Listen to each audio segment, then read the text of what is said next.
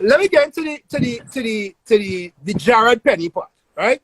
Right. For people who don't understand the challenges that exist, because as I said before, you're a director on the Island Crashers team, right? Right. How different is it to put yourself or pull yourself out of being Major Penny into Jared Penny, the event planning person? And for anybody who doesn't understand, what are the biggest challenges that comes with doing an event the size of Island Crashers? Let me work with Island Crashers, because I think for this generation, Island Crashers is the standard bearer when it comes to a weekend of events. So we talk about Island Crashers like the spring break of Trinidad right now, right? And I want to say this a little bit quietly, but well, they kind of overtake Great Friend Weekend now. But anyway, so the point I'm making, what does it take to do an event the size of Island Crashers? It takes a lot, boy. It takes a lot of patience. It takes a lot of effort. It takes a lot of sleepless nights. And just to give a general breakdown, it actually takes us 9 months to plan the event. Right.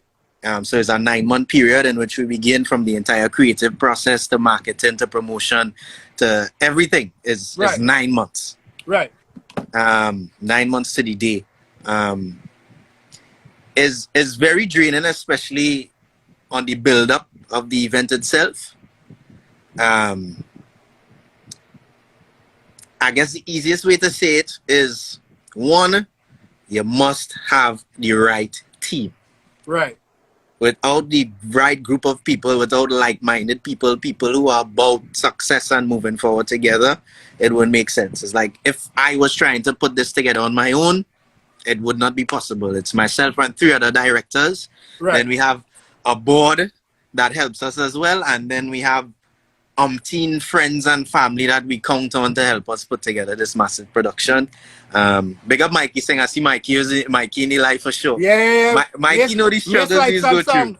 Mikey know these struggles he's go through. Been using Mikey from day one. So he understands this whole entertainment part with me. And he's somebody that I always use because he's one of those providers that became family at a point in time. Yeah. And for those who don't even know, I end up doing Dirty Santa with Mikey Singh already. Oh! We did Dirty Santa together. And for all those who probably didn't know, Mikey Singh was the second, let me say second, not the first, but he was the second DJ under Redymix DMT. So yes, boy. Yeah. So events is a very stressful feel, and I'll tell everybody that asks me about getting into event management, I tell people you have to understand what it is to lose. Right. You have to, Shomari, my second event, my first and second event series was an event called Social Updates. That's the first event I did out of school. I actually remember that party. Yeah. I remember that party, yeah. First event I did out of school was an event called Social Updates. Right. On the second year, the first year was fine. It was in the Oval. It had like 14 or 1,500 people, and everybody had the jerseys with the emoji and thing on it. It was nice. What year was this? That was 2011. Mikey, I think we played for that event, you know? More than likely, because I used to hire Mikey. Mikey and I do that event. It was in the Oval, in the back of the Oval, not the main part where Tribe was the event, but it was in the back of the Oval, yes. Mikey and I did that party, Social Updates, yeah. And that was the first time Voice ever performed at a party. Yes. He performed Aliens. Yes. There are pictures for that still on Facebook right now, right? Voice performed Alien, oh Jesus Lord. Yeah, boy. Yeah. Social Updates, yeah. But to add to that, and this is why I want to bridge the kind of educational aspect of it. As I've been saying since the beginning, in Trinidad especially, the older generation, our parents before us, they were never really big on the kids becoming entertainment people, right? Oh, yeah. My mother never came to any of my events. Right, exactly. So they were always education-based people, right? Yeah. So one of the things, and I will big you up for this because I had this debate with Just J the other day, and I was telling Just J, I think that DJs and entertainers need a press kit now. And for anybody who doesn't know what a press kit is, it's basically like a document where there's a hard copy or soft copy document which gives you information about the person that you're going to hire. If it's a DJ or announcer, so it'll have the person highlights and bio and information. Just say, people don't need press kit. You understand? So I message Penny and it's like, yo, well, for the discussion, I just want to get some kind of context so that when we talking to people, it won't just seem like it's you and I alone. And then I get a press kit from Penny. I say, hey, say win with that one time, right? But in the press kit, I realized that you actually went to Arthur Lockjack and you did events management. So again, it ties in with the fact that we've always pushed that as a society, even though you want to be in entertainment, education is important. And it's even greater when the education that you engage in ties into what you are doing for your career. Yeah. Did you make the decision to go and do events management because you saw yourself with the vision of wanting to do events on a bigger and greater scale? To honestly answer that question, what I wanted to do was go full on into parties because I already had the taste of it. I get a bite and my appetite open up and I just wanted to do events. Right. And the thing is, remember I tell you, when I tell my mom I wanted to do parties and events, we fall out. Right. Now, the one thing, her one stipulation to if I want to stay here and if I want to stay under her protection and umbrella, you know, moms get with the whole thing. Yeah. If you want to do that, at least study it. Right. And I stopped. Because I wasn't going to, she wanted me to continue and do other things and I didn't want to. I just want to do events. Right. And I was like, all right, fine. I don't mind doing this because this is what I want to do. So we look up a couple of things and even some of the guys that I do Island Crashers with, Brandon Koo, I think he did the shorter version to the course. Which was the certificate version, right? Yeah, he did this. Right. Yeah, he did that one. That was like a few months or something like that, right? Yeah. The shorter one. And I did the long version of it. Right. Yeah, so my mom was actually the reason honestly the reason I ended up in Arthur Lockjack. And that was probably one of the best decisions. I'm glad I listened to her at that point in time.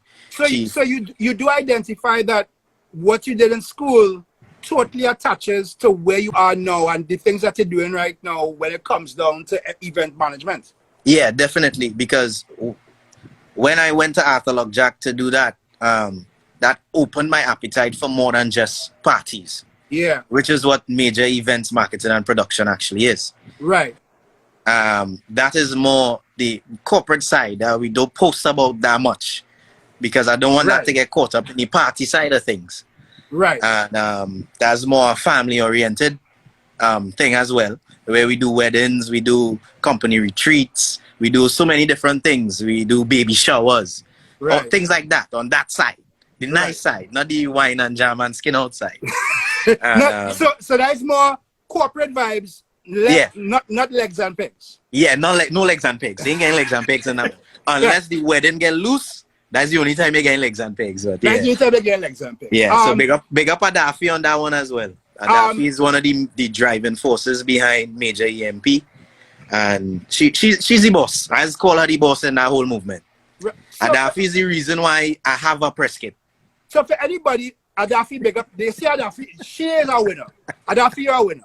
You're a winner. I say that. Adafi, you're a winner. Yeah, she's the reason I have a press kit. I actually know Adafi too because Adafi went to UA, you know. So she probably will remember me, but Adafi is a winner. That is a winner. Shomari, I've been honest. If I did not have my brother and if I did not have Adafi specifically, I am horrible with replies. You know this. Look, don't even start it. Everybody who know me know I am terrible with replies. Horrible, Dad. Horrible. I'll take long to reply to Daffy, to my brother, everybody. So if you think it's just you, it's not you, it's me. It's really me. It's just as garbage with replies, boy. I will never forget Selector Kerry was like, message Penny now. It's like, really, dog? Like, really? You understand? And you will message Penny at 11, which from what I heard, you don't get up at them hours anyway, right? Oh, no. So, you started get up earlier now? No. Wait, quarantine make it worse. Right. So you message Penny, yo, 6 days later, yo, dog, where's he see this? Like, bro, That was like 6 days ago. Yes, yeah. Nah, bad. But it goes back to what you were saying, how important it is to have a team. To people who out there probably trying to be able to bridge the gap between an entertainment career and a corporate career. Where do you see the similarities between what you do on that side as opposed to the corporate side? Because we already understand the differences, and the differences is so we'll say, just for the sake of this conversation, legs and pegs have its time, right? Thanks. But somebody baby shower or somebody's wedding or a launch for a particular brand of something have its time as well too. But where do you see the bridging of the two, where it is that you can actually mold and mesh the two with them still being separate? Is there any way you can do that? There's a way you could do that, and it's something that I have tried to continue doing over some time, and is the reason why I get so much corporate opportunities at this point. Entertainment is entertainment. Right. All these companies, different companies, they look for people to be the driving force of their brand, to be the face of their brand, to sell their product or whatever that product or service is. Right. And I always wanted to be the happy, that one smiley, the friendly one. I just normal, like cool. It's naturally me, which is what made it a little easier for me. Right. And I don't post certain things on my Instagram, anything sexual and all them kind of things. I don't cuss, or I try not to, at least. You know what I mean? So if you check out the things I post and the things that I try to write, as if I'm not inspirational, I just talking stupidness. I rather make people laugh. Right. Right. I always try to maintain that clean image, because I was never one to be wild or extremely wild in the first place. Right. You know what I mean? And I think that always helps, is once you maintain a clean and reputable brand, I think good things would always come back. It's just remain positive. But so you wouldn't see me posting rude memes and all them people just watch them things, because your social media are really important in today's world as an entertainer.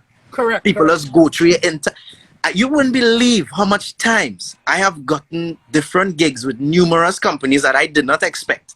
And they said the reason I got the gigs over other people was because they went through my social media and they respected the fact that I seemed like a humble. People are judging from your social media, you know. Your tweets and everything you put out. You seem humble. You seem like you're like that family vibes. You just like to be happy, you enjoy life. Right. People just scroll through your social media as an entertainer to see if they want to have it. It had nothing to do with you personally right now. Yeah. And funny enough, as I telling somebody, and I guess you would understand this when I say this, because I was having this debate with Private Ryan the other day, right? Right. So Ryan and I talking about Soca Brainwash. So Ryan did a live and he was like, yo, people, well, Soca Brainwash cancel this year, blah, blah, blah. Next year, we're looking to have another theme. So I jump up in the chat and ball, Soca Brainwash, legs and pegs. And he was like, I can guarantee you there will never be a Soca Brainwash, legs and pegs. Right? Yeah. So, but my thing is that if you're not known for that, don't try to be something that's Correct. You'd never see me. I would never go on a live. Out of every live that I've did in quarantine, you'd never see me go on a live and I try to encourage the legs. It's just not me. Right. I don't got legs and pegs come and twerk on the stream, and that is not my brand. That's not my. If I try to do that, people laugh at me, Shomari. It is not my brand. But do you still think it's a little bit challenging? And this is something Just Jay was saying the other day, you know?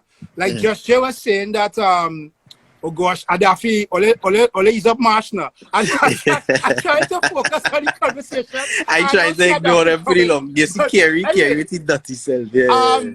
And when I was having the conversation with Just Jay the other day, he was saying, and he was using the example of Puffy. And he was saying Puffy is just a likable guy, right? Right, that's true. But he was also saying that we should not put people in entertainment on a particular pedestal, because when it is that they do things that go against what you consider the norm or what they've established, you will, for one split second, probably forget that they are human. Correct. And you will be so disappointed in that person that it will totally just cloud your judgment of the individual, right? Granted, you are who you are and you accept that part of your personality. But is it still like challenging to be that way And then sometimes when things go wrong, whether there's an event or something happen, and you just really want to cuss and get on and try fit and whatever, but always, is it something plainly back in your mind like, yo, well, I don't really want to do this because I don't want to put the wrong impression out there. You understand? Or is it just that your natural disposition is that you will find a way to quell yourself before it is you put yourself on that level? Yeah. Again, being raised in the household that I was raised in, I was always taught that you should always be in control of your environment and your emotions. Right. Don't let something trigger you to act in a way that is not becoming of who you are. Right. And obviously it would have taken some time, and I really had to nurture myself to the point, because it's a volatile industry. Things go wrong like this, and you could snap and trip off on people without even thinking, because you're lacking sleep, you're not eating properly, you're going from gig to gig, or you spend hours on the venue, your service providers going mad, you're not getting onto them, they do the wrong thing when you went to get food, so you're tripping off. But at the same time, you always have to remember to center yourself. Right. Don't jump out yourself, as we like to say. Yeah. Because from the moment little things like that, because what I have to understand, and what I think people in entertainment have to understand, nothing will ever go 100% right. Murphy's Law. What can go wrong will go wrong. Right. And in entertainment, things always go wrong, no matter how hard you try. Yeah. If you as a person really stop and think about it, if every time something go wrong, I blow up, I will go mad in 2 years. Yeah. So if you don't have the ability to get a hold on your emotion and your emotional intelligence at this point, it's better you stop from now, because you'll go mad. So what do you do? And I guess there's actually a question I wanted to ask you, which is a really serious question, right? Yeah. Everybody, when I've had these lives, the first thing I ask them is that how this entire COVID-19 situation has been treated here. But I decided not to start that way with you, because I actually wanted to bring that question here as you just bridge that conversation, right? Right. Has there been a point in time during this entire lockdown, because I could guarantee that after you jumped off the truck on Yuma Carnival Tuesday, you didn't expect none of this nonsense to be taking place, right? So we already missed out on Jamaica Carnival. I and some other people, we missed out on Lucia Carnival, Vincima's crop over, Island Crashers has unfortunately had to postpone till 2021. I'm assuming that there'll be no Island Crashers in Grenada this year as well. That's correct? Shomari Island Crashers Grenada was supposed to be tomorrow to Sunday. Right. Look at that. Right? So look at that. So tomorrow to Sunday. Has there been any point in time in this entire process, if you wish to share, that you really was not able to center yourself, and what it is that you did to get yourself back on point? Where Asha? Asha on the live? Yeah, Dan, she on the live since the live launch at the beginning. So Asha would know. It had a week that for no reason I couldn't get myself in a good mood, boy. Right. Because I just keep replaying everything, and this was bad, because we were trying to figure out exactly what to do, because Grenada was soon. We already had so many things in place, so many plans. We reached out to so many sponsors in Grenada. You see, right? She say hello. She would know. She opened the chat, so I know she here. Yeah. There was a week when we were trying to figure out in our groups how we going about dealing with all the events. Because this year we were going to Grenada, we were going to Toronto, we had Miami, we used to go and do some big in Tobago. So everything just crashed. Right. And not only that, this year, Carnival 2020 was probably the best carnival I had gigs-wise. Everybody has said that I've spoken to. Yeah. Right? This year was madness for me. I almost run myself into the ground. Right. Right? And from that, I had so many carnivals and gigs to go to, and different. I was going Montreal, I was going Antigua, I was going. It was mad. It was mad. Right. And all that crashed too. And it was just hard to see that I put so much effort into all these things, all these different fields throughout the year, years, months, weeks before, to reach to this point now where, boy, you finally feel as though, okay, it's time. I take off now. I go and stamp my name now, and then everything just crash. Yeah, boy.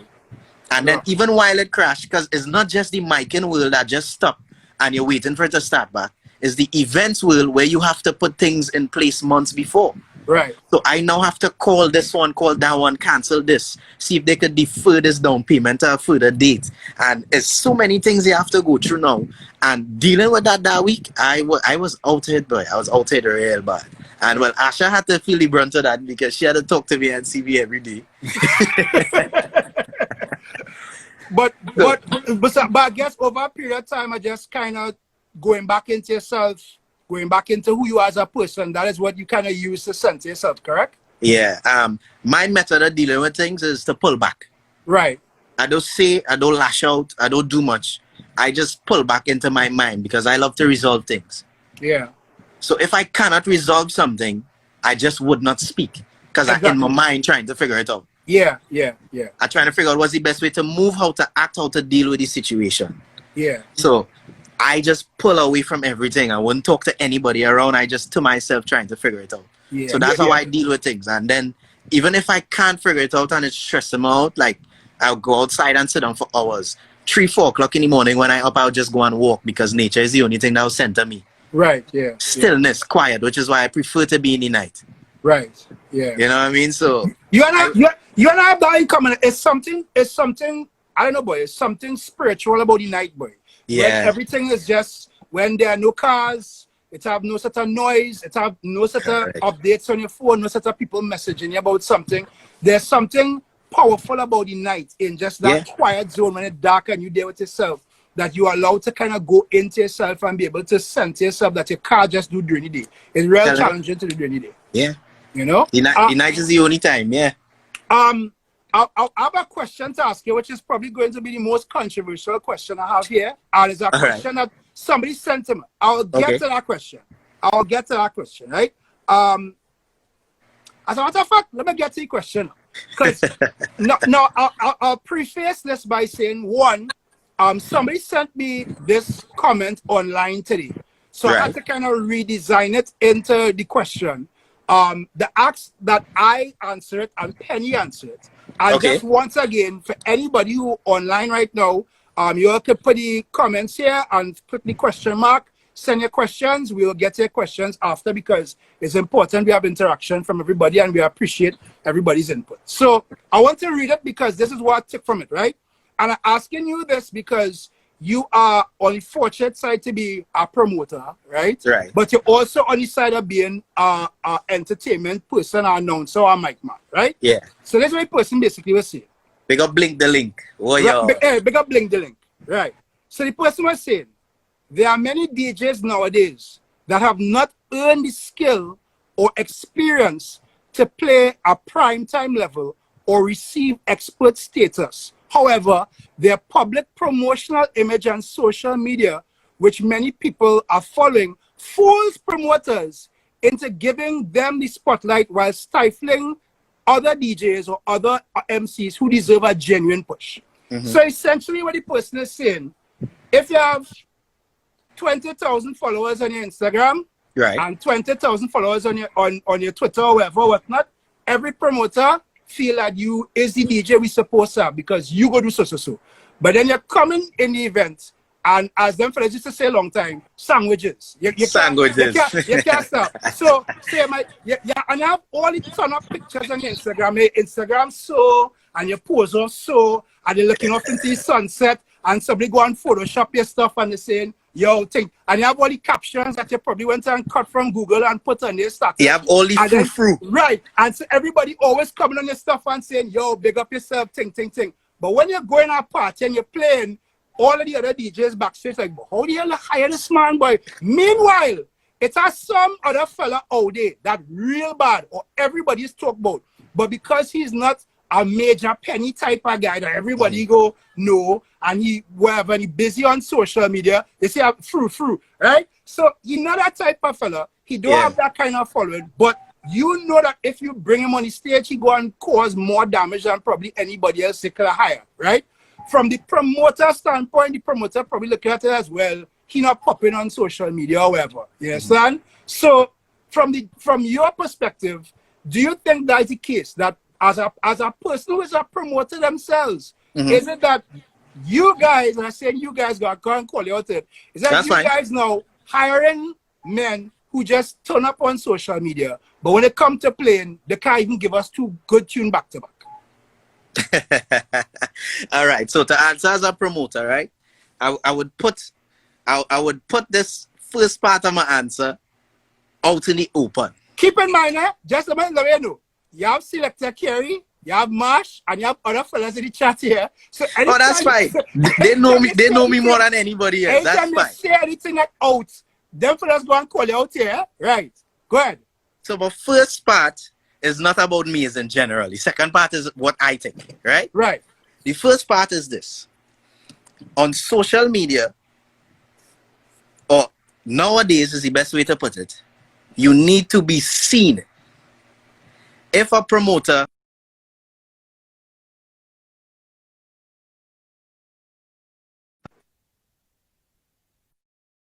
difficult to be seen and to be heard, right? Right. So if he's not seeing you in events because you're not at that stage yet where guys are putting you in a position to be seen, and you are not prevalent on social media yet, how are you going to be noticed, if you know what I mean? Right. It's really up to chance at that point in time. That's one thing. Right. Secondly, on promoter's standpoint, one main thing that they do, or some promoters do, I can't call everybody in this. Promoters want marketing value. Right. That's what they see in personalities, DJs and mic men as. So if I put you on my cast, I'm not saying me, I'm just saying in general.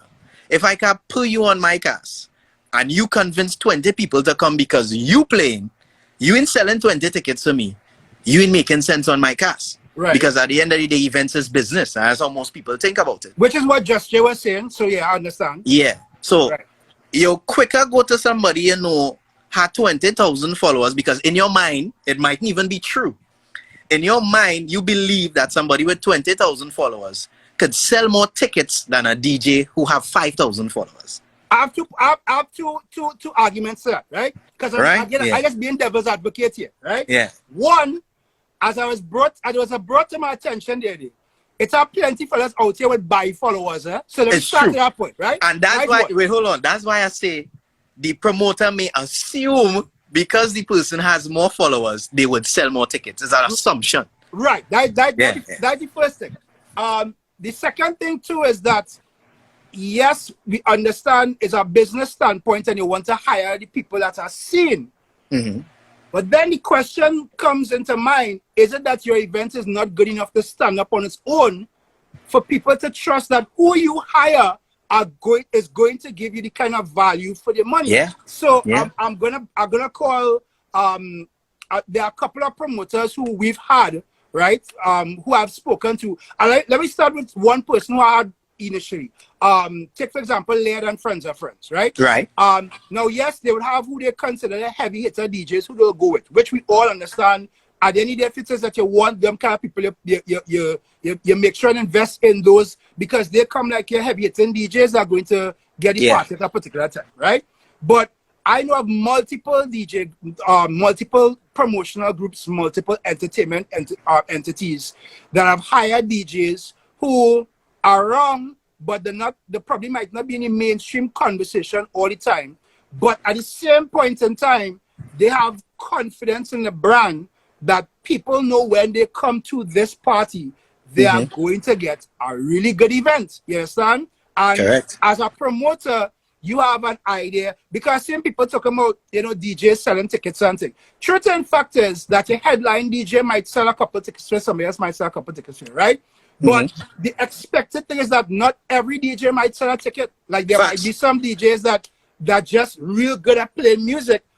People will come to hear them, but they're just not a ticket selling type of person. Correct. So then the question that comes back to, where do now the real talented guys, as I say, who don't have the 20,000 followers, who probably watching you because you might be looking good or because you might be wherever. Yes, and look, as I now said, right, Selector Kerry, I don't sell no tickets. That's It's no more. So, and that's my point. Like, you hiring me to play on your dance, right? You also hire me to give you good music and value for your money. Facts. So I'm not saying I shouldn't sell a ticket, but at the same point in time, even though that is the business, the bottom line isn't that you don't have faith in your brand.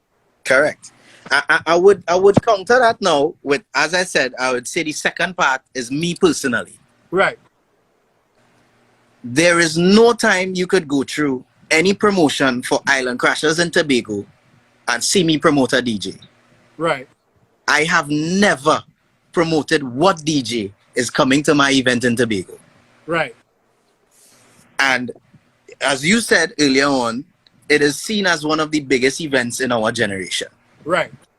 And I would repeat, I have never promoted what my DJ lineup is for any of the days in Tobago. So we don't message me on Instagram and saying, but it's the same people just have every year.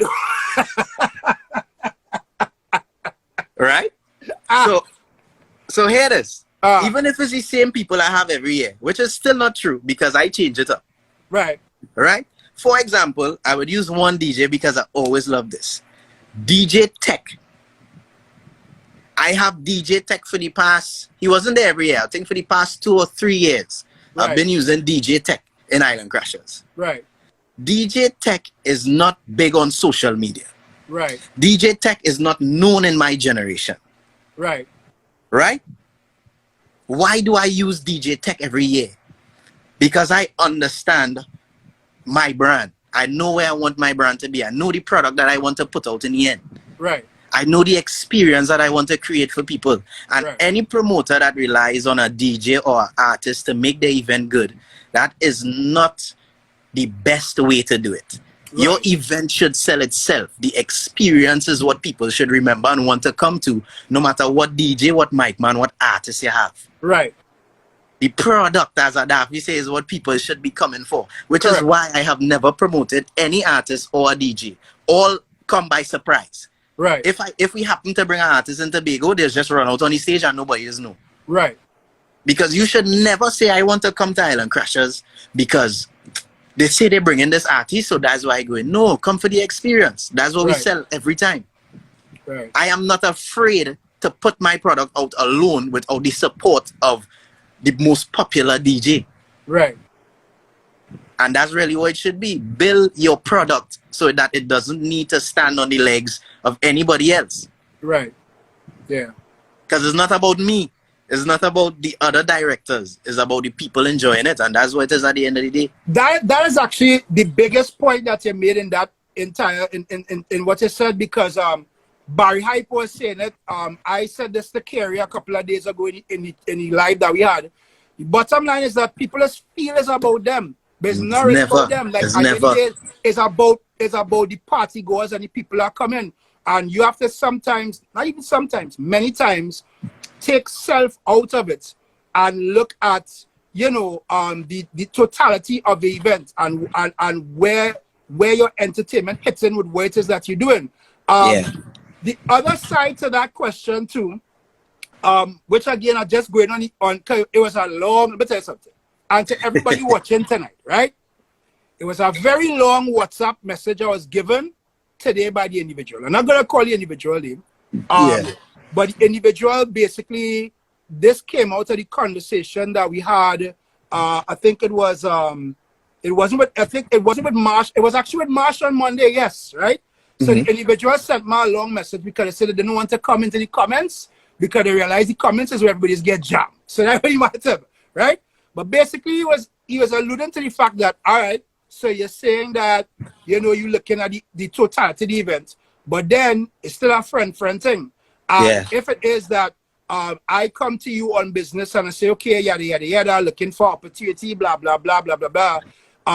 The general consensus is nobody in Trinidad go and give you a blight or nobody go and give you a hearing, as professional as it might be, unless you go out there and make it on a particular level. That's what the person was saying. Mm-hmm. And they were trying to give the comment that, especially this week where we're talking to the next generation of entertainment, right? He wanted to get a kind of point of view, especially from somebody like you who just doing events and also as an announcer, the challenge of choosing people who you know is your friend juxtaposed to choosing people who are the business decision to make. You understand? Because, and I'm sure anybody here can admit it, I am willing to say it, that I'm quite certain that there might be some times where somebody will be hired because it's your friend, right? And because they have definitely loyalty to that person. And then they might not necessarily be the best fit for what you're doing, but you're hiring that person because you're your friend. And the impression as well, all of them in a circle, so it's an entire friend circle. So you get pushed out the circle no matter how good you are. What's your response to that? You can't deny that in any way, because as in everything else in life, most of your things is about relationships. Right. Right? But there are some people that go so much to the extreme that no matter if your friend is garbage and damaging your brand, because that is your friend, you'll put them over anybody else. But I see Kerry saying, yeah, it's have no friend thing, LOL, trust me, right? But I mean, like, I can't entirely say that. Like Kerry said, no, so let me tell you why Kerry's saying that. Right? Because Kerry, let's say Kerry and Marsh for the past 2 years have been in and out of our events. Right? Kerry and Marsh know that I set rules for DJs at points in time. Right. Because I have a very weird way of setting things up when it comes to the DJs. Right. And they know all friend thing done if any one of them breach them rules. I set up first, this product need to be a certain way. I let them fellas know and ask them. We have something we just say in every event that we do that they happen to play. Right. Somebody not getting paid.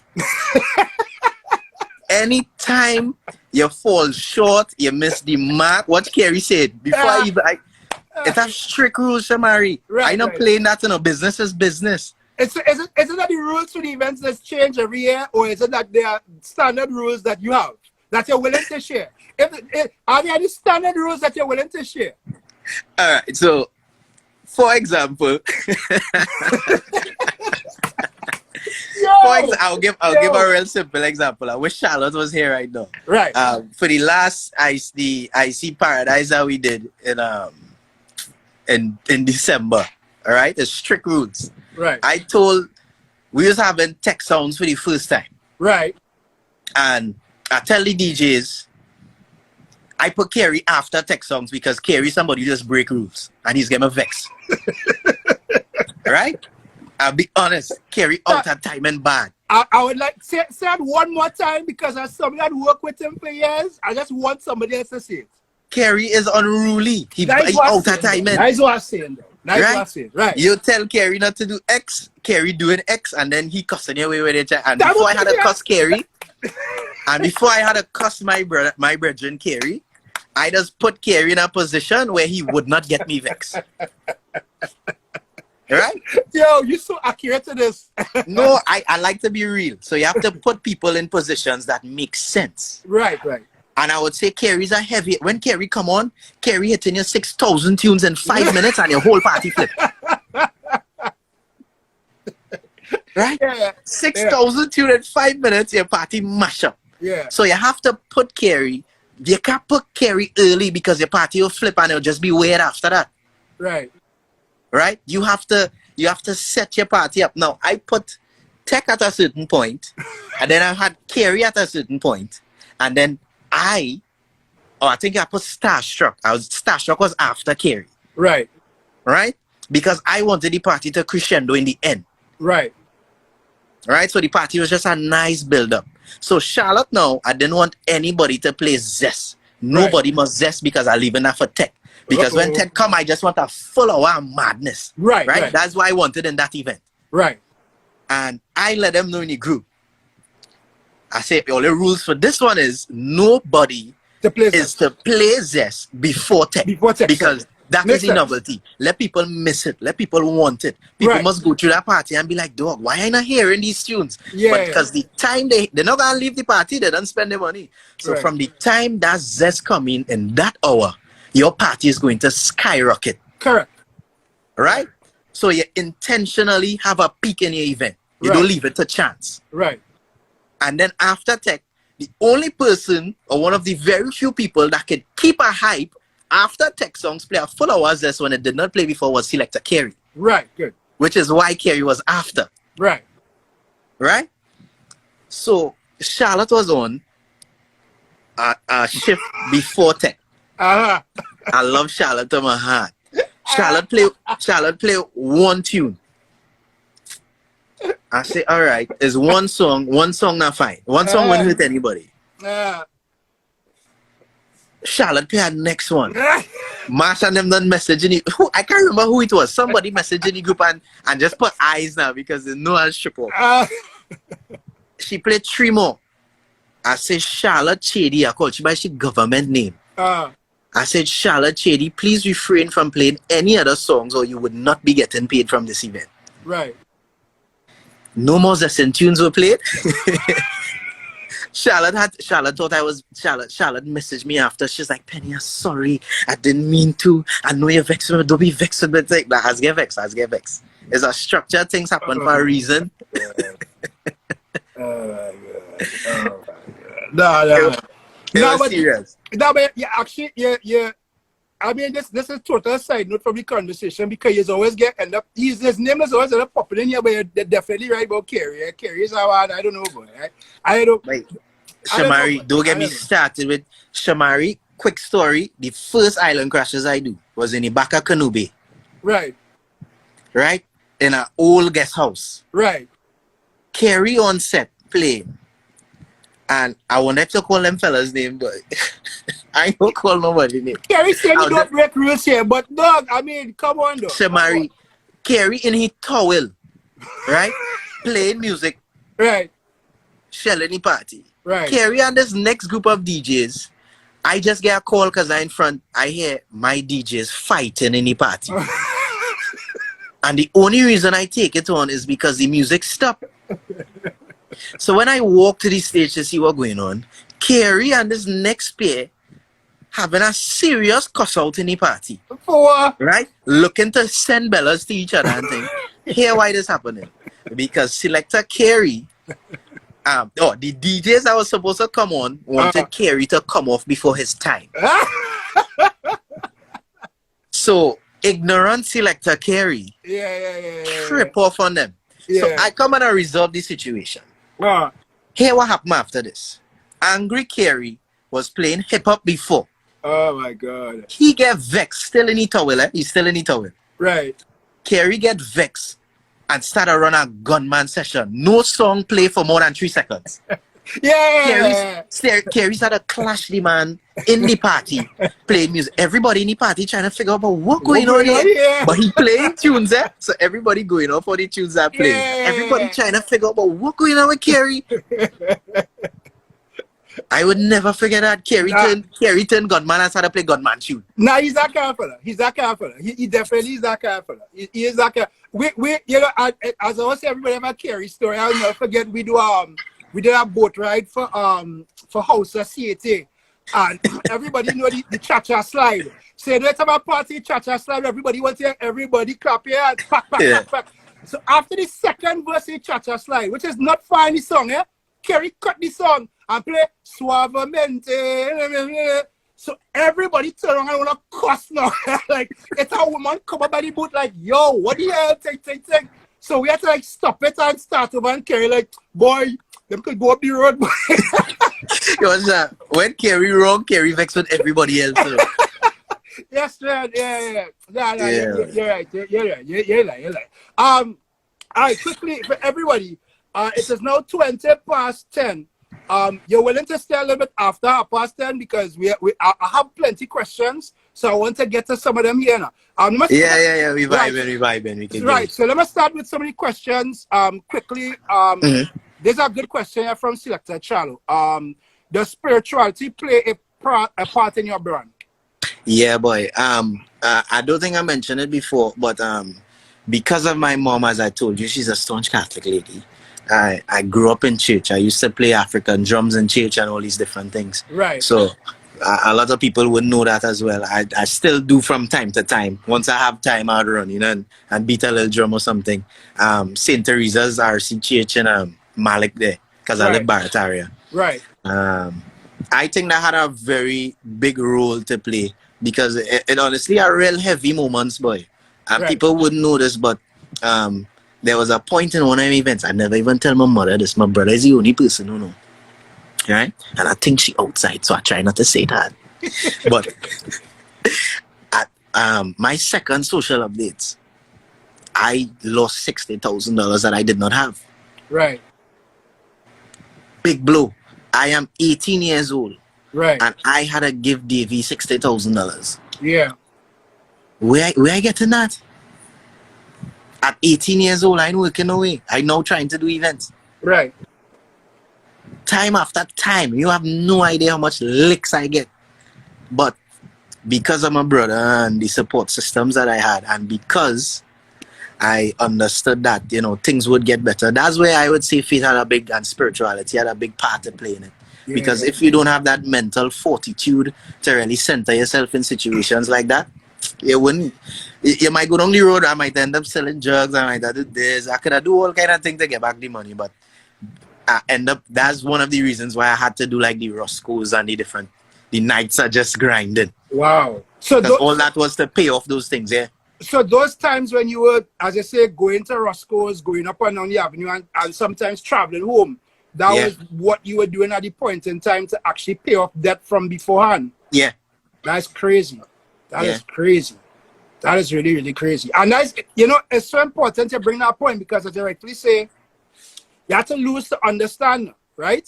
Mm-hmm. And look, you lose, and as opposed to some people that would lose and stay in the zone of being lost, you actually try to turn that around and build back yourself, you know? And that is actually something that's very poignant to the time that we're in right now, because it can be argued by every creator right now that everybody losing. That is just the truth.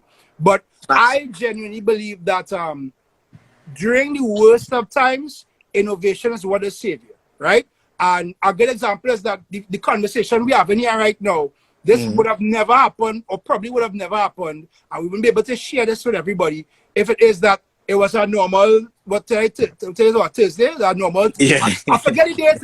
It says a normal Thursday, and you probably halfway to wherever to go and do whatever right now. Yeah, facts. So that's an important point. Just let me go back in the question section here. Right. This is the next one. CNC choosing you to host the Soca Monarch semis. Is that one of the top of your achievements? Is that one of your top achievements? It was one of the most difficult things I have ever had to do as a host. Right. I can't go into the technicalities as to why it was very difficult. I really cannot. But it was a big achievement, especially the last one that I did, because I was, at that point, I had the experience to do it a little better. Right. So I was more poised to do it at that point in time. Right. It was a big feat for me. That was a platform where a lot of acknowledgement was received, and I gained a lot of relevance from something like that as well. So that was really a big thing. I would agree. Yes, it was a top achievement. Yeah. All right. Let me go back again. Yeah. I just gotta let you read it because I know. When Cinnamon Drop album. Carry boy. I was do Carry boy. I don't know what else do Carry boy. I already not too sure of Carry boy. So let me see if I can get this next one here right. Do you have an idea how you're going to incorporate your brand in a post-COVID parties in terms of partying safely and having fun at the same time? That's a good question. Oh yeah, we definitely have thought about it and had meetings about it. We've had numerous WhatsApp meetings. We had Zoom meetings with myself and the other 3 directors, Kai West, Nikolai Solomon, Well Booster, and Brandon Koo. We do plan, the first thing we're going to do is, even if they relax everything tomorrow, we're still waiting a while. Right. We're not going to rush out the gates and just jump out with an event and start doing it one time. Right. Because you have to assess this new environment. It will be a new environment we're jumping out into. Right. And if you don't assess the environment, you'll just run into problems. And 2, you have to implement what most of the grocery stores and these places are implementing. Scan people before they come into the event. Make sure you have enough places for people to wash their hands. You might go a party with 4,000 people before and it had 3 bathrooms. That's not good. Make sure you have multiple sinks and soap throughout the event and people, you know what I mean? Outside of that, there's only so much you could do. But at least those are the steps that you could take, yeah. We're back in the last stretch for Penny here. And Penny, I'm going to tell you something, yeah? It's probably important that we had this conversation the way we have it. Yeah. Because I just went on Instagram, I've been looking for the video, and apparently Instagram giving me 659 right now. So, which video is this? No, if for everybody here in the group tonight, after all the lives that we've had so far, we've been able to save them and post it to YouTube. So if you haven't seen any of the interviews, conversations, that we've had before, you could go to the Group Theory page on Facebook, or also look for Group Theory on YouTube, and you'll be able to see the videos from these conversations there. But for whatever reason, Instagram is not allowing me to save the conversation, so I don't know what is going on here. What, our conversations? Well, I'm looking to see. I'm hoping so. I'm really hoping so. So, Chacha, I know you're tuning in right now, Chat. So, if you could come out to your personal profile just for a second and double check the Group Theory and make sure we actually saving this, because from the Scotiabank to commercial to the beating drum in church to Charlotte playing all the Gaza tune before tech songs to Carrie asking about the Cinnamon album. All this is stuff that we need to save now. Like this is stuff that we really need to save. And I see DJ Sly saying that he see the first part. So that is real good. So that means that we actually on point. So it's probably not showing up on my phone, but we still have it. But just for everybody to know, once it is there, we are gonna have this conversation on YouTube and on Facebook coming up in a few. So back to the question I was asking you. Again, Island Crashers, big event, 4,000 people every Thursday, Friday, Saturday event going on. Are we going to see this new phase now where we have to social distance wine? Because if you're saying that we have to take the regulations that are coming to us right now, my thought process is that we are going to be able to go to restaurants and pick up food, but large numbers of people conglomerating in one space is something that is actually going to be out for a very long time. And I've been hearing in some conversations, especially in my conversations in UB, because as you know, I'm still working at university campus. There has been talk with some of the academics on how the economic impact will be where Carnival is concerned. So do you really think that the actuality is that we could go back to having events like they were, close to like they were for any time soon? Because remember, the Any Day Island Crashers, for example, is a big event that takes place over a couple of days with thousands of people in that one space. What is your take on that? My take on it is, as any new normal, you had to get your feet wet. Any new normal, the thing about it is, the novelty of it is that it is new. Nobody understands anything new. You could try to make predictions of what it would be, but until you are in that position to experience it, you would not know what that new normal is. Right. So I believe, I can't speak for everybody else, but I could just kind of throw out a rational thinking about the situation. Sure. I think most entertainers or ourselves, what we have to do is take baby steps. Right. Because the groups of 5 would increase to groups of 15 and groups of 20. And you can have group gatherings. Right. Not everybody would be as cool. Some people would actually be scarred from the pandemic and not really want to socialize or even go to a party. Right. But what you would be willing to chance is going to line with people you're familiar with. You know your friends and your friend's family wouldn't have it or wouldn't have a problem. So you would interact in a closer space with them. Right. Right? So that's where it would begin. So you would have very small gatherings. And you should, and the smaller gatherings, providing that things don't go back once it's going forward, the small gatherings would grow to little bigger gatherings. Right. So you might have little things with 100 people or 150 people, and people just in their own space liming. They ain't doing too much yet. Right. Everybody just chilling, feeling all the vibes, enjoying music, house parties, little pool limes, little backyard thing. That's all going to happen. Yeah. So you have them small little things, I believe. That's how I see it happening. Until people get more and more comfortable. And once things don't like digress from that point and you get progress, things would grow from there. I say, all right, we had 2 house parties back to back. Nothing went wrong. I know this one, that one, and Zale and Yup and Caesars and whoever had their house party, and it was all cool. Right. Let me try something a little bigger. Let me see if we can do some money on the Harbour Master and see what's going on. Right. So you try a little Pelican, you try a Harbour Master, and you increase your numbers 300, 400, 500. Yeah. And I think that's how things would probably develop from that point. It's amazing. It's amazing too how now we could actually, and here's the reason why I asked this question. Yeah. The closest thing that we've had to this would have been the state of emergency back in 2011. I think that was probably the same year when we had social updates, but social updates was in the summer, right? Yeah. And on a story to go that I remember at that point in time, Mikey Singh and I were doing a lot of events. And when the state of emergency happened, all nightlife had come to the end. But this is where innovation had won. Innovation won because people now started doing daytime parties. A lot of people who party now wouldn't really know that the state of emergency back in 2011 was the catalyst for some of the daytime into evening parties that we're seeing right now. And it's still stuck to this day. So innovation created ideas for people to do different events, understanding the time. Now, that is not saying that COVID-19 is anywhere close, or the state of emergency is anywhere close to COVID-19. Yeah. Because there's a global pandemic. And on that note, I saw DJ Sly post something today. And I want to invite everybody to read that. It's on our website called medium.com.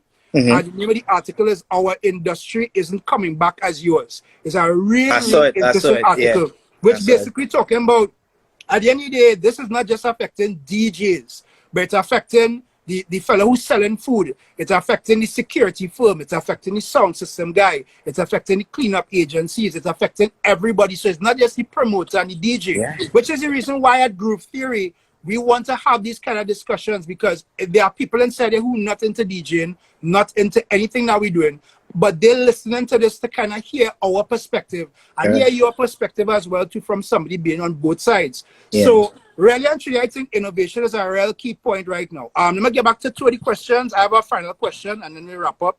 I'm so Carrie boy, you're good. Right. Other controversial question. Right? Perfect. Do you think that there has been enough response in terms of bringing people to a particular social awareness of coronavirus and the fact that we're supposed to really be trying to adjust to a new normal, especially from the social media influencers? People who have the how much of 1,000 following, but instead of them sitting down and trying to put out a message that goes towards directing people to understand the new normal, they're still posting pictures from Carnival in the bath suit or on the road jamming on a girl and saying, wait, this was just 2 months ago, as opposed to trying to encourage people to live in a new now. What's your take on that? I think is a difficult time for influencers, because that's a weird term to me. Because they would feel it a lot too, just like everybody else. Influencers. They know I hate the term influencer, but that's a whole different thing. But why you hate that term influencer? This is interesting. Why you hate the term? I don't know, but the term is how everybody would view an influencer. It's a very strange thing to me, boy. Right. I understand the direct meaning of it. You know what I mean? Somebody that influences people to participate in whatever, try something, look at something, view something. Like, I get that, but the term social influencer and what it has become is the problem I have. Correct. And the people that call themselves social media influencers, and that's the problem I have with it. Right. So it's become a very watered down term. People choose it to mean anything because, for example, as you rightfully say earlier, plenty of people just buy followers, and because they have 40,000 followers, people assume, or they assume for themselves, that they are now social media influencers. Yeah.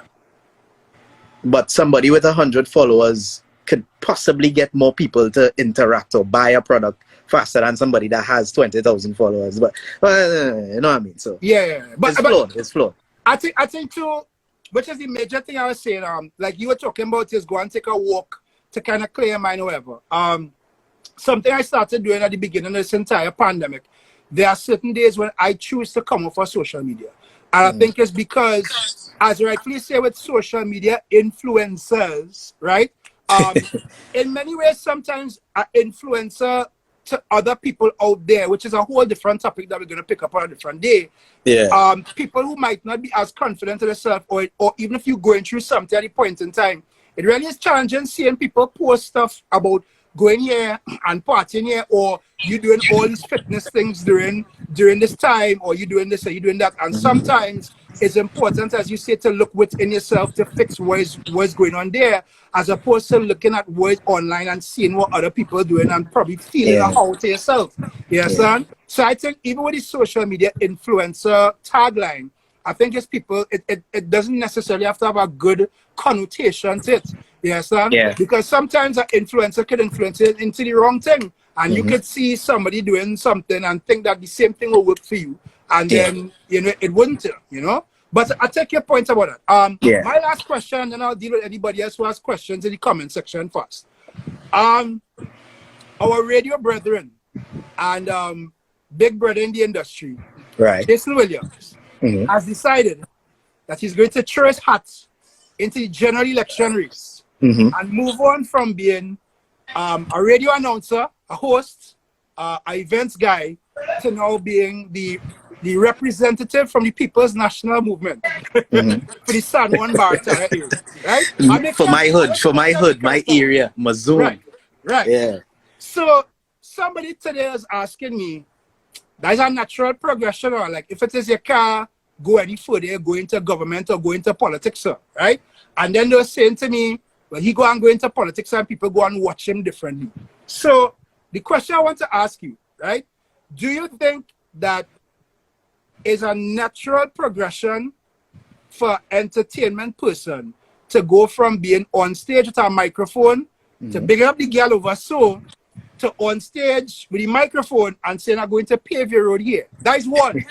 And two, has Major Penny or Jared Penny or Brigadier Penny or any part of the Penny, right? Any part, has Penny ever considered, from seeing what is happening with some of our entertainment people who have gone into this field, has Penny ever considered what it would probably be like to run for office, and would he consider doing that?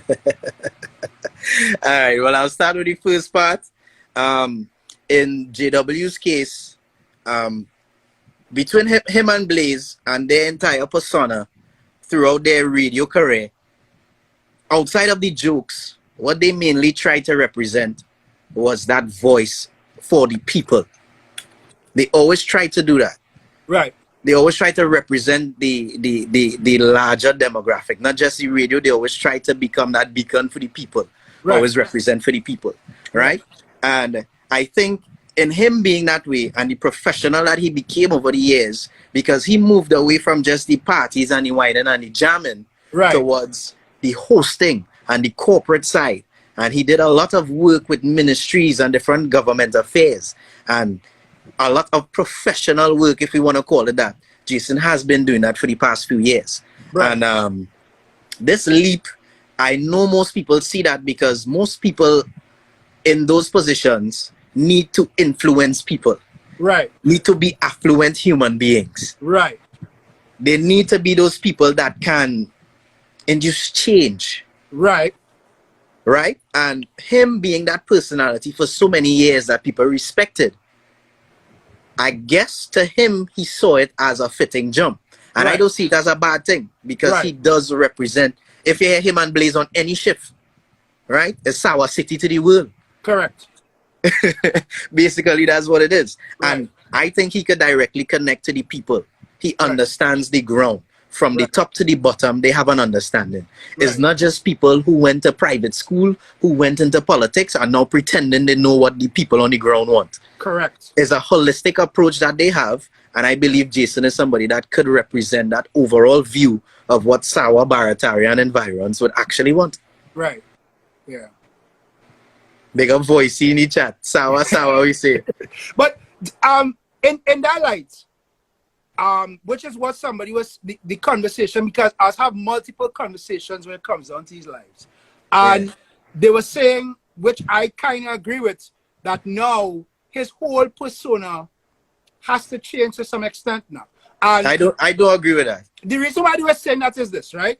As you rightfully said, Jason and Blaze have transitioned in the last couple of years from being the wine and jam guys to the guys that actually talked about social issues. When I see somebody say, other than when Shirley on here. So we already understand that, right? If you ever listen to Slam, other than when Shirley on here, don't for this year, right? Hey guys, what's happening? Hi guys. Hey guys. Right. So other than when Shirley is on here, they're really trying to take the thing seriously.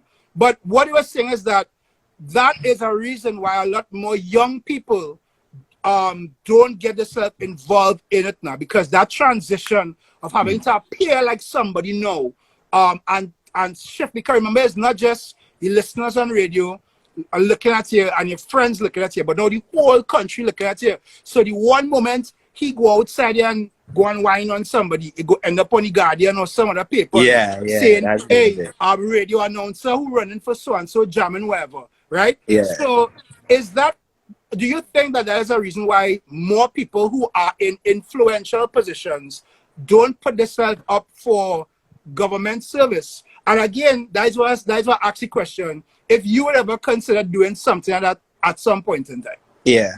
Well, what I would say for JW as well is that most people who are in those higher positions that kind of look aside the political role is because they've always assumed a position where they had to be corporate. They had to be composed.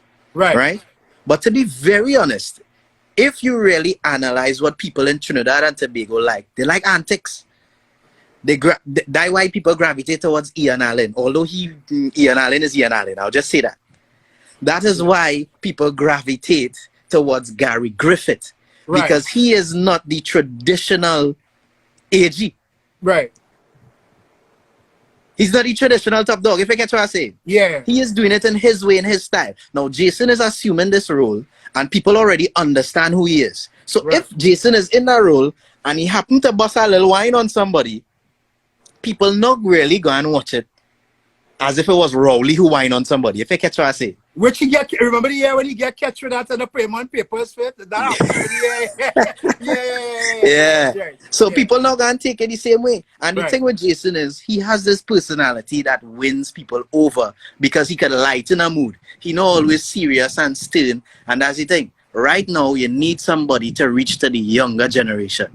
Because our generation don't vote, we don't care about politics because it's too much madness. You think that's true? It's true. It's a fact. Young people not really into politics. Right. Young people don't watch news. We don't listen to radio.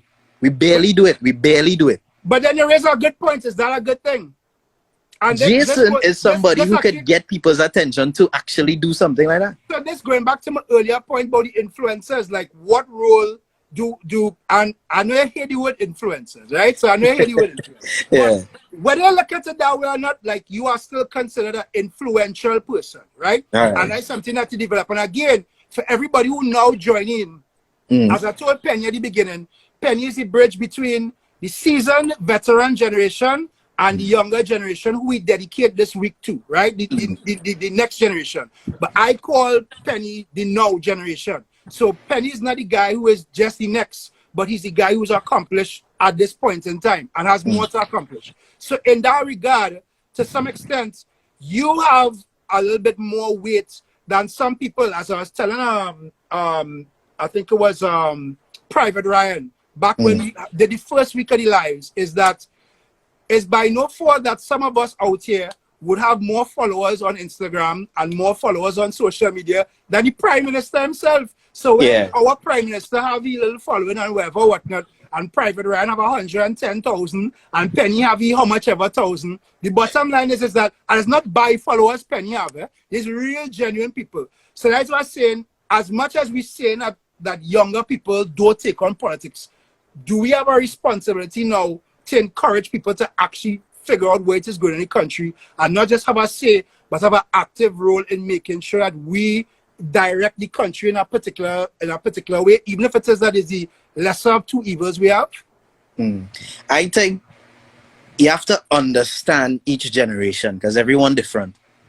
And you have to understand what it takes to reach our generation. And you can't use conventional mass media, radio and TV to reach our generation, because we watch Netflix, we scroll through Twitter and Instagram. Right. You know, and get me to, I barely watch news. The only reason people watching news these days is to really see what's going on with COVID, and then they're coming off. And we see the shambles that's happened with that press conference, because after they go and talk whatever and the media come and ask you questions, everybody's like, no. Yeah. So where really, you have to figure out where we put our attention, how to reach. And that's the difference. Because the only thing is, the truth is that most people in higher positions disregard our generation. They say it's a waste of time.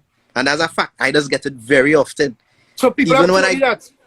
Oh, I still get that up to this day. Right. We would go and try to pitch ideas and things to people in different positions. They might say good enough, but at the end of the day, they will still discredit anything you come with, because they believe that what we learning right now, all them just do is watch Netflix and scroll on social media. They don't know nothing. We get that. But most of the times, that is the problem that they would always face. Because if you don't listen to what we had to say, how are you going to know what would affect us? What would cause us to change? What would cause us to react? You have no clue. And everything they try would just miss. Yeah. And everything they do to try to reach us is miss.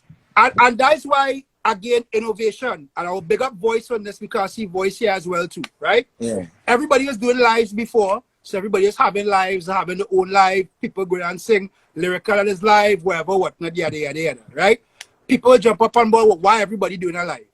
Voice now, and you were part of that, did one of the most professional lives for the entire time that this entire coronavirus was going on, in terms of the crisis was going on. So when I sat down that Friday, I looked at the production value of it. And if now you were just to look at all as younger people and say, well, yeah, but them really in, them in, but I think what a lot of people in the older generation don't understand is that we doing our research and we figuring out ways to do things and reach our people and reach our generation in a way that they probably forget that exists, or they disconnected from even understanding. So that same night that Voice did his live, it's like 20-something thousand followers or more. You understand? And it's not just about the followers. I want everybody to understand that. But it's about connecting with people. Right. It's about a connection with people.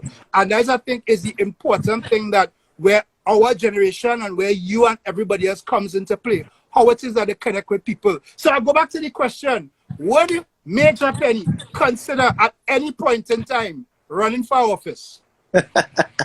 I realize you're ducking that question.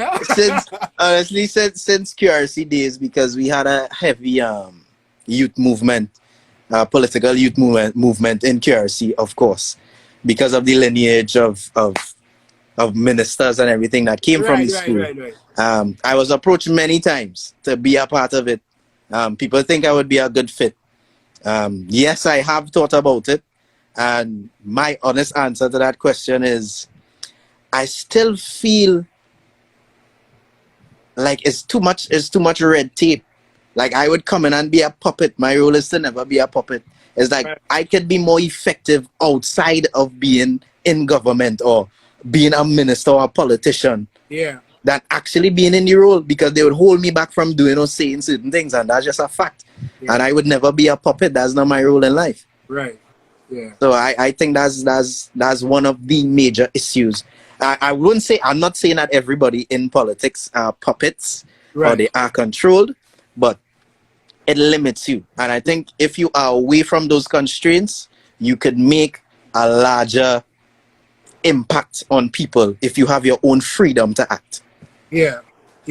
All right, so the two questions quick from somebody here on Instagram who messaged me directly. Will you give a young DJ who understands crowd and knows how to play a wide range of music, not just zest, a chance in your event? That is one. And two, will you work with a young DJ if asked? I have done it on multiple occasions, working with younger DJs. I've done a few. Once I have the time, which is a huge problem for me, and once it doesn't clash with other things, I have done it before. In terms of working with new DJs, every year in Island Crashers, every day of the weekend, we highlight new DJs or younger DJs. Right. And so we'd always like the DJ Dylans and the Starstruck and the DJ Geos. Geo is more established, and then we have nights like the pre-pump, which is we usually do in Shade. That night you would never see Charlotte wouldn't play, Carey wouldn't play. All these people that been grinding wouldn't play because that's a night strictly for the younger ones to showcase their talent. Right. And if you think I'm a guy, and you could check it, for the past few years, the Shade nights have been predominantly younger DJs. Right. Yeah. And would you give, as I say, a DJ, how do you then assess if a DJ can play and know the crowd then? How would you assess that? That's from going to hear them in other events or? Yeah. One thing I've always learned is you have to keep your eyes and ears on the ground if you're in the industry. Yeah. Don't get caught up in your own world thinking that you know everything, and because you reach this point, you don't need to see or learn anything else. So I would always go in random places or go to random events just to hear and see what new and what is happening. And you see people in different positions, and just like me naturally going to different events, you would hear different people, you would hear new people. And once you hear somebody, because I don't lie, I'll be very honest right now. Right now, what in style is this? Right. So for the past few months, every event that I've been to with younger DJs, is this the place? They're giving you 45 minutes as this. Yeah. And then 15 minutes or whatever current. Yeah. Right? And then if I see you in a different event, I would listen to you again. I don't judge you from your first set. You know why? Because some people's first set could be perfect. That's the first time I hearing you. Right. Say, wait, boy, that set was real nice. Right. But then I hear you at the next party and you play the exact same set I hear you play from the first night. Yeah. Oh gosh. Oh, come on. Come on. Yeah. Because you have one perfect set does not mean I'm going to fit you in there. I need it. That does not show variety. Yeah. Because you could play a variety of songs and genres in that one perfect set. But you're playing that one perfect set over and over. Yeah. You're right. You're not changing the songs. You're not changing to suit your crowd. You're not changing to suit the time you play in the lineup. You're just playing that set no matter where they place you. Yeah, I get that. You know what I mean? But there have been a lot of DJs like Mash. I'm not lying. Over the year, like, it's only recently I started using Mash often, you know. Buko Riff Ninja, boy. Yeah, because I heard Mash a couple times and then randomly Mash opening and Mash playing Latin. I love Latin and Afrobeats. Correct, yeah. Mash would go through a set. I was like, dog, how he know them songs? Yeah. And how he playing them and thing. I say, well, all right. To the point where I've done cruises and I play first and I put Mash prime, you know. Yeah. Just to see how Mash play in a prime position. Yeah. And because of that, Mash gained my respect. And I was like, well, all right. I know now if I want to put Mash first, he could hold it. He not going to beat all the tunes first. Right. If I put Mash prime, he could hold it. He know how to keep the party rocking. If I need Mash to just put it up in a gear, start slow and then start a jam tune after some time, he know how to do it. And he gained my full respect from that. Yeah, and that's what I told Mash there. He's a perfect starting DJ. But when we had the conversation on Monday, he understand why I said that. Because he worked at the craft. And something Mash said, which I want to actually put aside for young DJs tonight as well, if they're tuning in. Mash had said on Monday that what he's trying to do in his practice sessions is that he would take a day and just play for an hour and choose a genre and try to see how much he could do in that genre to build his understanding. Because as you rightfully say, with music, you have to feel it now. You understand? You can't just guess it. And when you guess it, people just know when you guess it. You understand? So even with what you're doing with events, that's something that you also have to feel too, because you have to lose to win. You know? And I will also say, before we close up just now, I would also say that we are the no generation.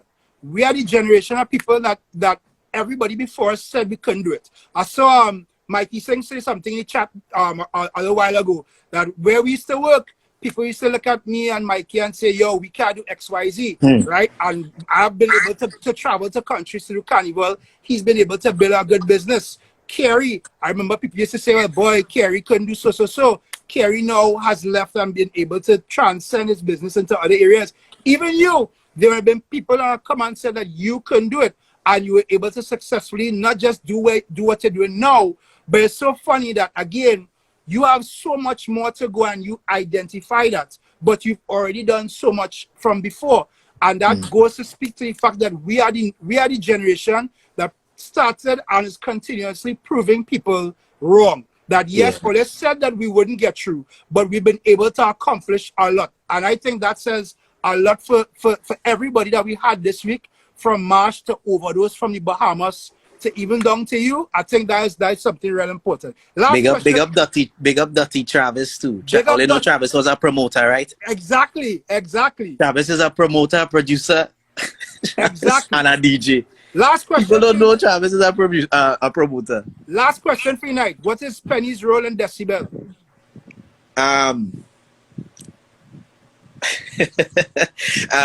My role in Decibel is I began as simply a host, right?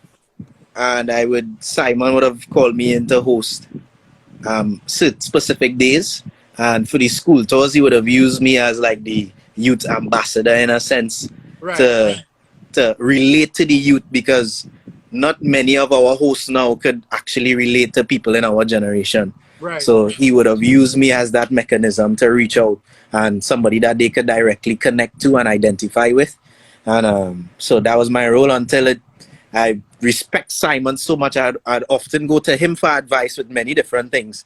Right. And we built a relationship where even with who you would choose to bring to Decibel, he would come and ask me what I think, and if I think it would hit the generation, and you know what I mean? So it's comforting to know that they value my brain magic or my brain matter to that extent. So on our final word then, for anybody that's looking on right now and would have approached you as either announcer or as, you know, as Major Penny, just to come and hold the mic and whatever, whatnot.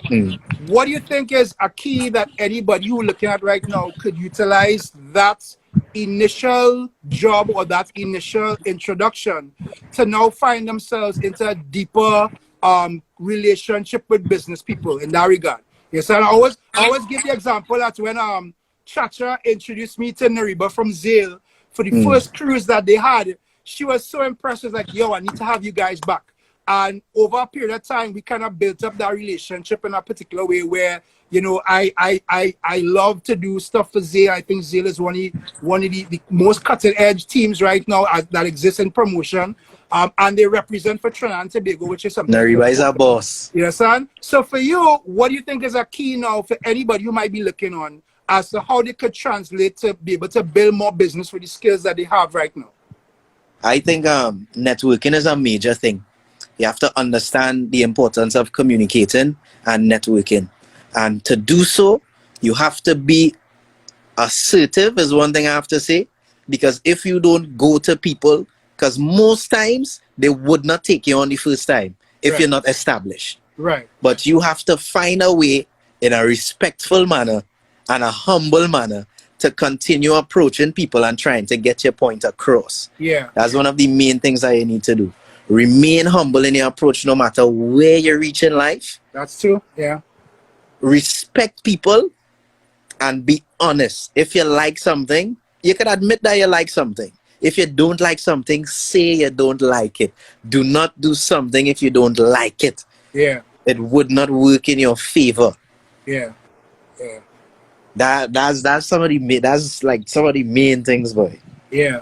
But I agree with everything that you just said. Again, all that's advice from the new generation, because we are the generation where everybody say we couldn't do it, we couldn't do this, we couldn't travel, we couldn't whatever, we couldn't do events. You know, as I see Fingal come up, he is one person I would actually say, I don't even think I ever tell him this. I don't know. Right.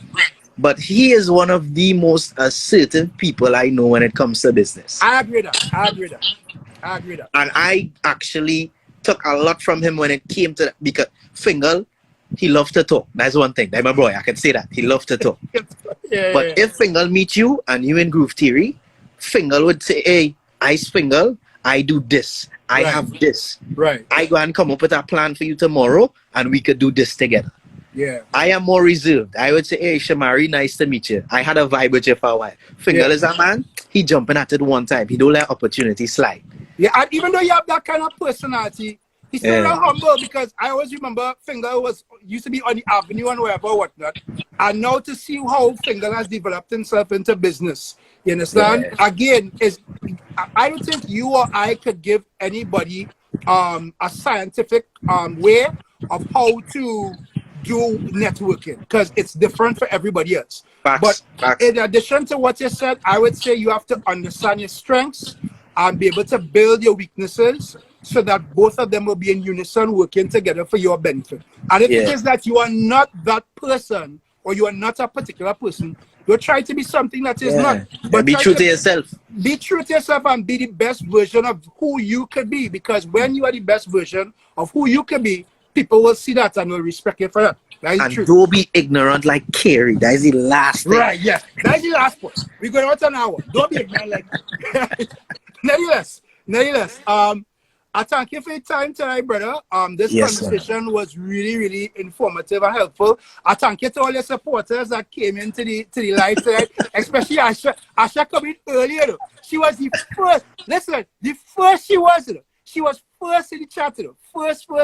As I tell you, when I come up the second time, she was the first one up. So that just going to show you, you have good support. And Daffy just in the chat going off on people whole day. Yeah. But this was really nice. As I said, we had a totally different topic for tonight. Just to let you know, we're actually doing the psychology of nightlife very soon. That was supposed to be tonight. We'll be going to delve into mental health during this point in time for people who involve in events. And I'm taking this time right now to throw it out to everybody that is a very big live that we're going to be doing within the next couple of days.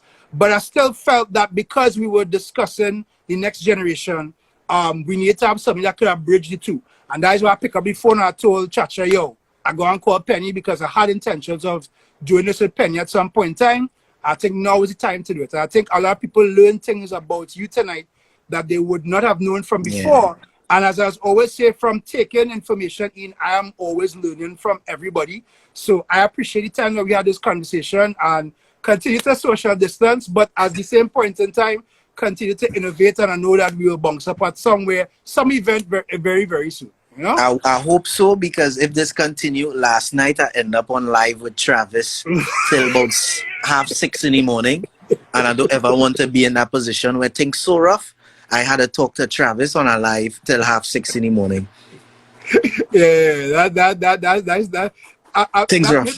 That may be a challenge. Nah, but honestly, this was real nice. I'm not used to being on this end of interviews. So it was good to be on it. Ask Asha, I was nervous. I'm not used to being interviewed, Shomari. No, but at the same point in time, I just want to let everybody know this. And you are the example, right? For multiple years, we look up and see certain DJs and certain people in entertainment. And we just have these preconceived notions of them, right? People might watch Finger and say he's a real so-and-so, right? People might watch you and say, well, he's this and he's that and he's the other. But at the same point in time, nobody really have an understanding of the stories and the life that we have to live. And from your whole history with your family and coming from the discipline that they raised you in to where you are now, people could understand and connect how you were able to have a particular level of success. You understand? Yeah. And that is something where there may be somebody out there who will not be the next major Penny, but they'll be able to use this story to understand, if I actually put my life in a particular way, I will be the best version of me.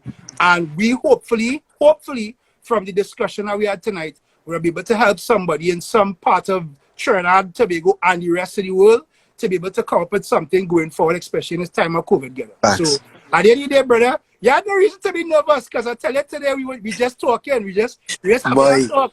Shomari, I interview hundreds. I've never been on this side of an interview before. Nah. At the end of the day, everybody have a story to tell. So that is why I say it's very important. I appreciate the platform, and trust me, all it follow Groove Theory. Any young DJs, anybody that wants to be in entertainment in general, the information that comes from these interviews, these conversations, quality. I listened to a few, and I said, what? I didn't even know that. I listened to a little piece from Chupidi Ma show, and I said, this little Chupidi boy, a little brain on it, man. Nah, you have brain, business, beer. But I thank you for your time tonight, brother, and be well, all right?